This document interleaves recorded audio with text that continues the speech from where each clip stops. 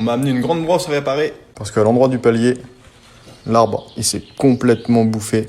Alors évidemment, le palier, il était complètement mort. Mais ça a continué de tourner comme ça encore pendant un grand moment. Donc là, j'ai un grand bout d'étiré. On va refaire tout l'arbre. Usiner la partie qui rentre dans le motoréducteur avec le clavetage. Évidemment, on va changer les paliers qui viennent de chez 1, 2, 3 roulements.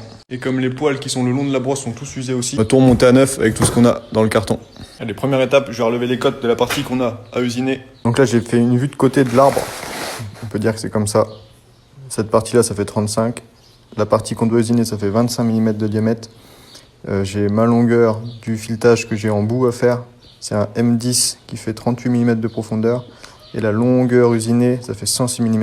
Et après, on verra pour faire le clavetage à la fraiseuse. J'ai monté l'axe dans le tour. J'ai laissé dépasser de 120 mm parce qu'on a 106 mm à usiner, comme ça j'aurai un peu de rab. Et là, comme l'axe fait 3 mètres et qu'il dépasse super loin du tour, genre vraiment super loin, toi, il y a 2,50 m derrière, bah j'ai une chandelle comme ça, avec le rouleau qui se démonte. À mettre à la place, j'avais fait ça avec des galets tendeurs de courroie de distrib. Comme ça, je vais mettre ça dans la chandelle à la bonne hauteur et je vais venir soutenir mon axe. Genre comme ça, du coup nickel. Et comme ça, quand je vais mettre en route, ça va éviter que l'arbre il se mette à battre et que ça vibre et que ça fasse vraiment un truc impossible à usiner. Si le truc il se met à bouger là, ça va tout... Enfin, c'est pas ouf quoi. Comme ça là, ça tourne nickel et de l'autre côté, ça tourne nickel. Bon, je vais pas m'amuser à le faire tourner à 2000 tours. Là, je suis à 500 tours, je vais pas aller plus vite, je pense. Donc là, c'est parti, je redresse la face, je vire ça qui est brut. Comme ça va me donner mon zéro en longueur que j'ai à usiner. Et après, on reprendra le diamètre. On va prendre le bout. Impeccable. Là, ici, tu vois, je me suis mis bien à zéro. Et mon outil, il est bien à fleur de mon bout de l'axe. Il va falloir que je me décale de 106 mm.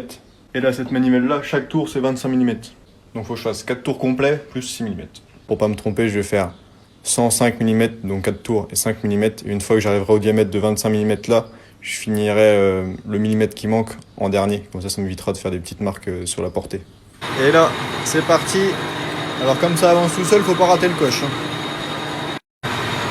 Ça avance, ça avance. Donc là, ça vient de faire 4 tours et toi, je suis entre le 4 et le 6. Donc cette barre-là, ça correspond au numéro 5, mais il n'est pas affiché.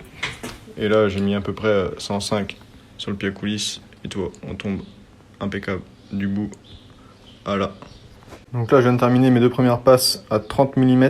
Comme ça, je repars sur une cote ronde et je peux mettre cet axe-là à 0. Il faudra que je retire 5 mm. Donc comme c'est du gros usinage, j'ai plus de lup dans le tour, donc je vais en remettre et on continue ça après. Allez, tchuss.